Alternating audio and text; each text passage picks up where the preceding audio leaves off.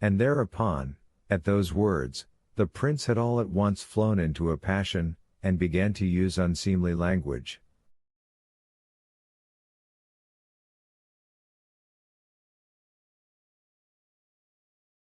What have you done? I'll tell you what.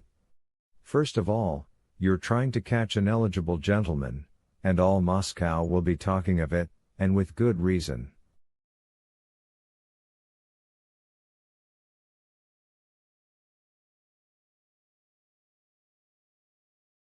If you have evening parties, invite everyone, don't pick out the possible suitors.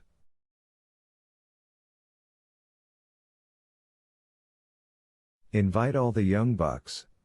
Engage a piano player, and let them dance, and not as you do things nowadays, hunting up good matches.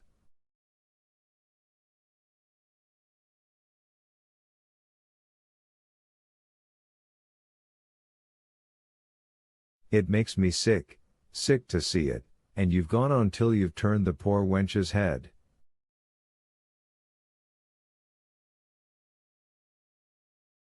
Levin's 1,000 times the better man. As for this little Petersburg swell, they're turned out by machinery, all on one pattern, and all precious rubbish.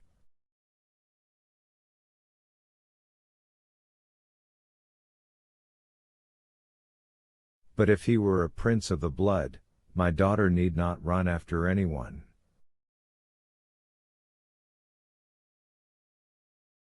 But what have I done? Why, the prince was crying wrathfully. I know if one were to listen to you, interrupted the princess, we should never marry our daughter.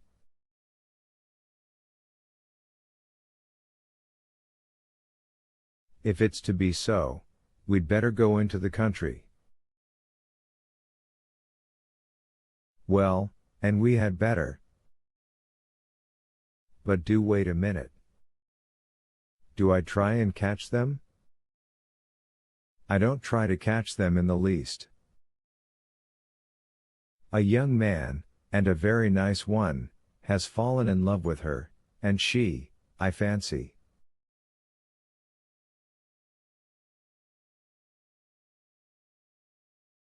Oh, yes, you fancy. And how if she really is in love, and he's no more thinking of marriage than I am?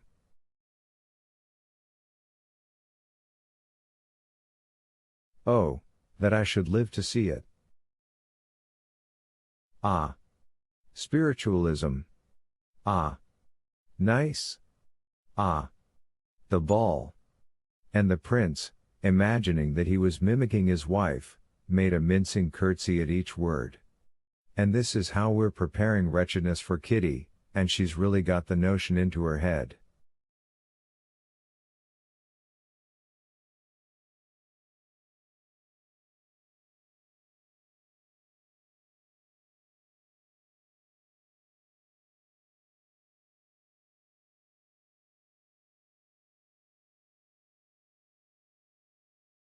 But what makes you suppose so?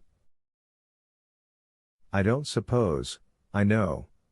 We have eyes for such things, though womenfolk haven't.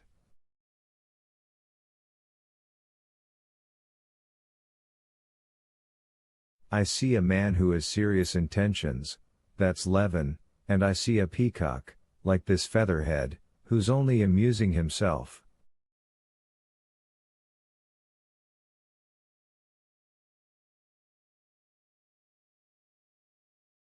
Oh, well, when once you get an idea into your head.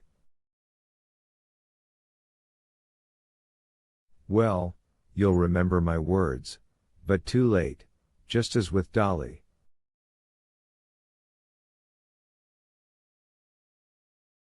Well, we won't talk of it, the princess stopped him, recollecting her unlucky Dolly.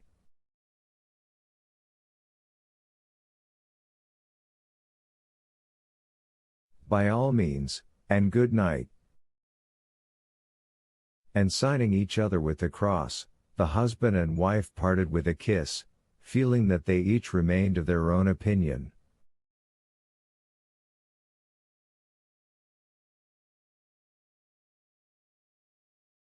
The princess had at first been quite certain that that evening had settled Kitty's future, and that there could be no doubt of Vronsky's intentions, but her husband's words had disturbed her.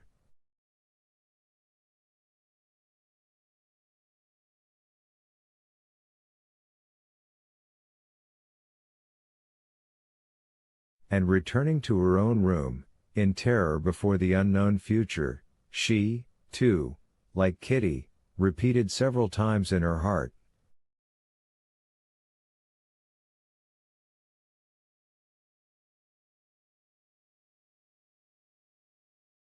"Lord, have pity, Lord, have pity, Lord, have pity."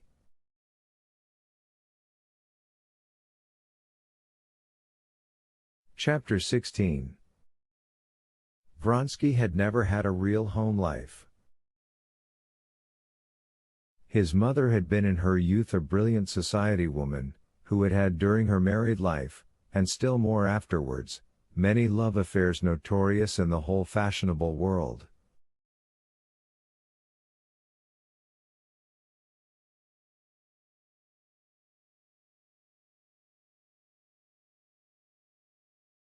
His father he scarcely remembered, and he had been educated in the Corps of Pages.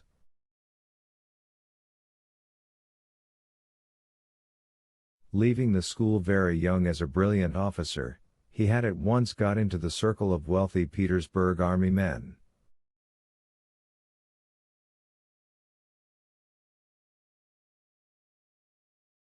Although he did go more or less into Petersburg society, his love affairs had always hitherto been outside it.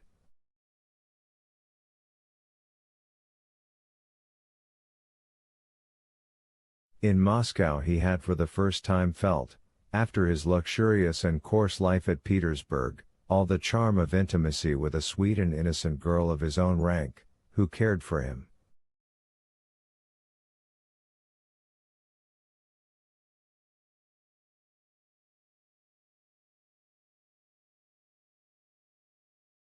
It never even entered his head that there could be any harm in his relations with Kitty.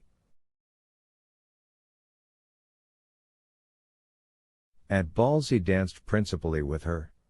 He was a constant visitor at their house.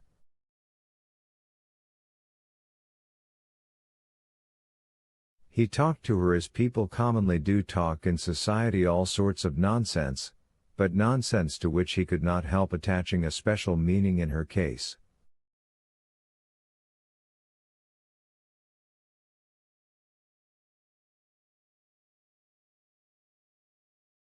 Although he said nothing to her that he could not have said before everybody, he felt that she was becoming more and more dependent upon him, and the more he felt this, the better he liked it, and the tenderer was his feeling for her.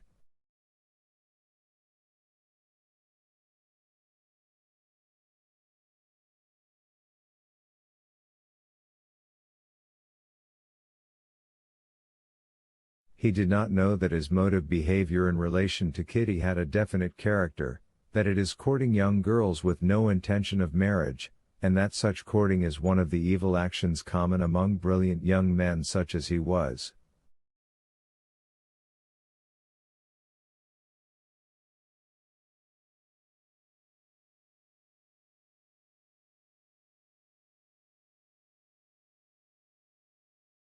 It seemed to him that he was the first who had discovered this pleasure, and he was enjoying his discovery.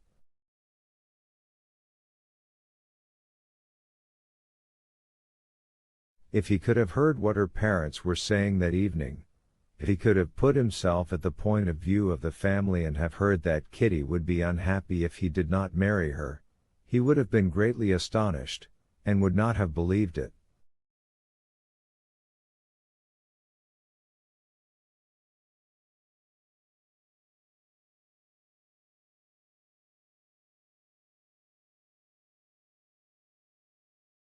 He could not believe that what gave such great and delicate pleasure to him, and above all to her, could be wrong.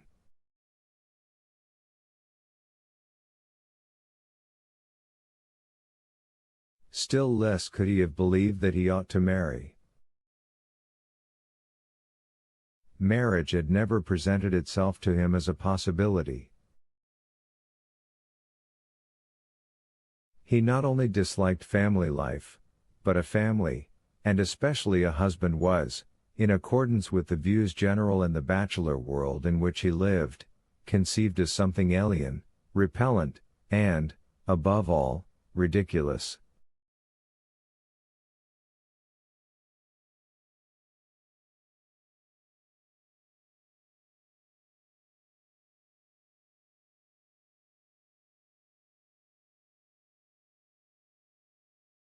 But though Vronsky had not the least suspicion what the parents were saying, he felt on coming away from the Strabatskys that the secret spiritual bond which existed between him and Kitty had grown so much stronger that evening that some step must be taken.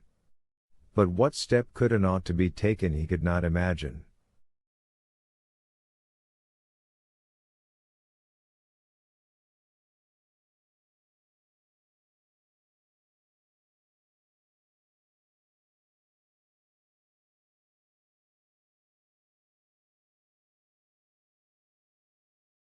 What is so exquisite, he thought, as he returned from the Strabatskys, carrying away with him, as he always did, a delicious feeling of purity and freshness, arising partly from the fact that he had not been smoking for a whole evening, and with it a new feeling of tenderness at her love for him. What is so exquisite is that not a word has been said by me or by her, but we understand each other so well in this unseen language of looks and tones, that this evening more clearly than ever she told me she loves me.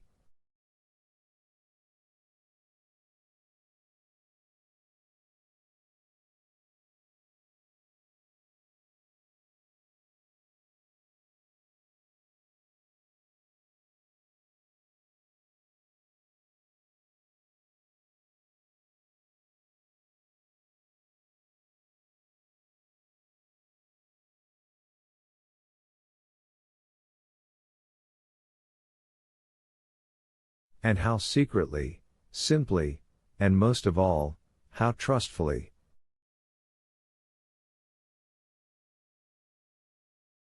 I feel myself better, purer.